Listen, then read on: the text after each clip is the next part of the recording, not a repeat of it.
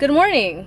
I just have the whole clinic to myself for the next 2 hours. I don't know, this looks like a timeout chair. I am well aware that I am breaking out horrendously. There's a lot of tongue work when you speak in Spanish. Ah! I'm so happy! So this is not my usual camera quality, but I wanted to share that I have the whole clinic to myself. It is Labor Day weekend. I was just not expecting to have this whole clinic. I was expecting there to be at least an OT or coda with me, but there's nobody here, and that's okay. My mom just told me she cooks sancocho dominicano at home. I have lunch, but that sounds very delicious right now. Been accused of not showing enough emotion, that she doesn't seem panicked or sad. I'm about to do my last session, and this is actually my first teletherapy session, so I am a little bit nervous, but I have everything prepared beforehand, so it should go fairly well. It's for an hour. It's my first appointment that is for an hour too, so it's my first teletherapy appointment and it's my first hour-long appointment, so this should be very interesting. I'll update you guys later. The mirror is really good for children that need visual feedback to where they place their tongue in case of an articulation issue, and I love this green. It's really pretty. I don't know, this looks like a timeout chair. It's kind of creepy. It makes me uncomfortable why it's just in a corner.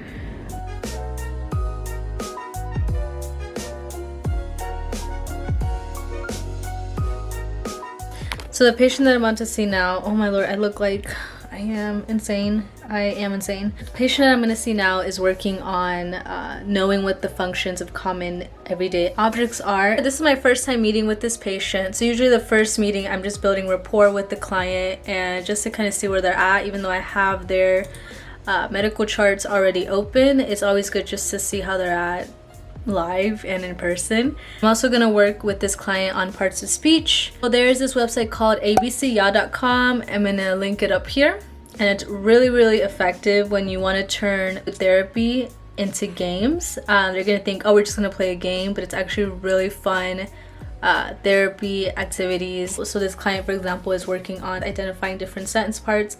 So we are going to be doing a game that includes knowing what nouns are, what adjectives are, and verbs. So we're just gonna see how that goes, and yeah, BRB. All right, so as you can tell, it is much darker now, and that is because it is 7:18 and the light is just not in existence right now. I just finished my third session and I'm just gonna do notes and I will BRB, and then I can finally give you an updated talk.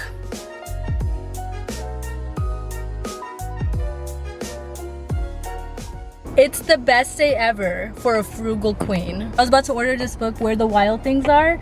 It's a great book for patients that are working on past tense words. And my clinic just offered a whole bunch of free stuff, and this book was inside! Ah! I'm so happy! And also I got a whole bunch of other therapy activities already made, and guess what? They're laminated. I can't believe this just happened. I'm having a really good day today. Hello, welcome back to my channel, guys. I'm so happy to finally be filming again, but it's definitely been a while, so hello. For those that do not know me, my name is Ashley. I am a speech language pathologist assistant, and I also work as a part-time nanny, and welcome to my channel. So the past 4 minutes of this video was basically the past 3 weeks of just kind of getting adjusted to my job. And why is there lines? Oh, is that the shade? Oh, let me fix this.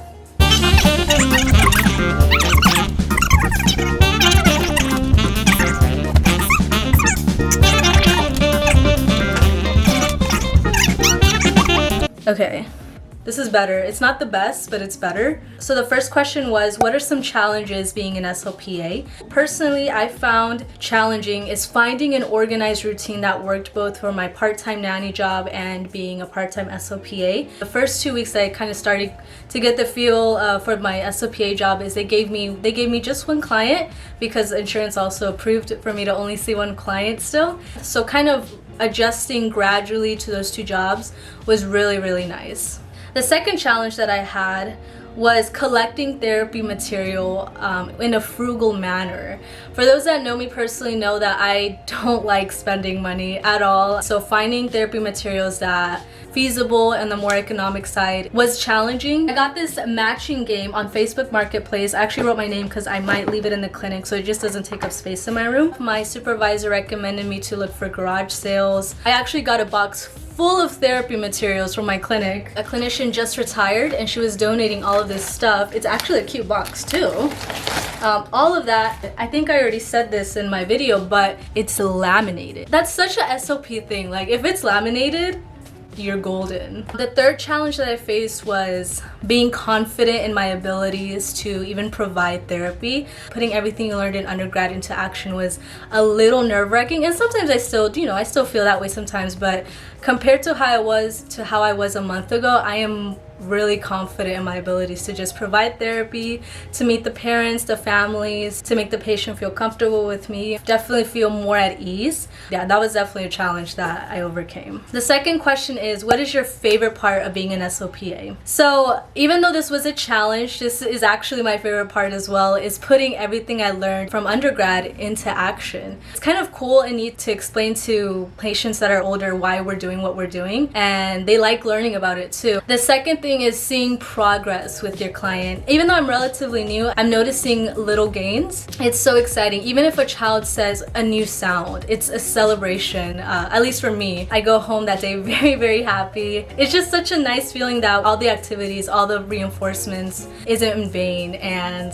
it's a really good feeling. Another favorite part is I'm surrounded by an amazing team. CODA, OT, PT, PTA, they're all very smart, they're all very driven. Sometimes they collaborate with each other just to kind of see what treatment is best for a shared patient. And that's just the whole part of being a clinician, is being able to collaborate with other professionals, because it's all for the best interest of the patient. Kind of stepping back and realizing what you guys are doing, I think that's absolutely beautiful. My fourth point is I really feel valued in my clinic. My caseload built really quickly for someone that's brand spanking new at everything, and I think the reason is because I am bilingual and there is a very, very high demand for bilingual therapy treatments. So being able to offer that and bring my skills to the table is such a rewarding feeling. I really feel valued and welcomed in my clinic, yeah. The third question is there any advice for undergraduate students planning to take a gap year? Now, I'm a very open and honest person, so I'll just tell you guys, when I applied to grad school, I didn't get accepted. So I had no other choice but to take a gap year. For students that are kind of thinking, should I not? Is it bad? Does it look bad? I don't think you should think that way, because you're gonna gain so much experience within your gap year. And I just want to kind of clarify, you don't have to just be an SLPA within your gap year. From what professors have told me and from what other grad students that are in the program have told me, is that within your gap year, focus on refining skills that you are going to use to be a strong graduate clinician and student. I also think it's great to take a gap year because you're able to save money for grad school that is not cheap. The fifth question is, what does your caseload look like? So currently I am treating about 20 patients, and 80% of my patients are bilingual treatment. That really just goes to show that my clinic has been in such a high demand of a bilingual SLPA. So for my Latinas out there, te necesitamos. And the fact that you speak Spanish, job security. The sixth question is, how are your work hours? So because I am a part-time SLPA, it really just depends on the week. Life happens. Patients cancel all the time, change of schedule. Sometimes they just literally just don't show up to the appointment, even though it's been the same for the past 3 weeks. It happens. It just really depends, but on the average, it's approximately 12 to 17 hours per week. That's what a part-time looks like. So it definitely takes a while to build up your case. But again, it really just varies from location and clinic and need. So the last question is, I think in my opinion, the most juiciest question is, what is my pay? So I'm not completely sure if I should disclose that, just because I'm friends with my supervisor on Facebook, but also because I don't think it's completely appropriate, but I'll give you an approximate. So my salary ranges from between $25 to $30. I think for a freshly new graduate who's still gaining experience, I think it's a great pay. Especially because I have bills to pay. So those were all the questions that you guys had for me. If you guys have any other specific questions, definitely email me. My email is down in the description box. I'm so grateful for where God has placed me at the moment, and I'm just so excited to share my experiences with you guys. Being an SLPA has also taught me how much I don't know. So I'm really, really excited for grad school. If you like this video and if you like this content, I would appreciate a subscribe and definitely a like button. So thank you guys for just being you and being awesome, and I'll talk to you guys later. Bye.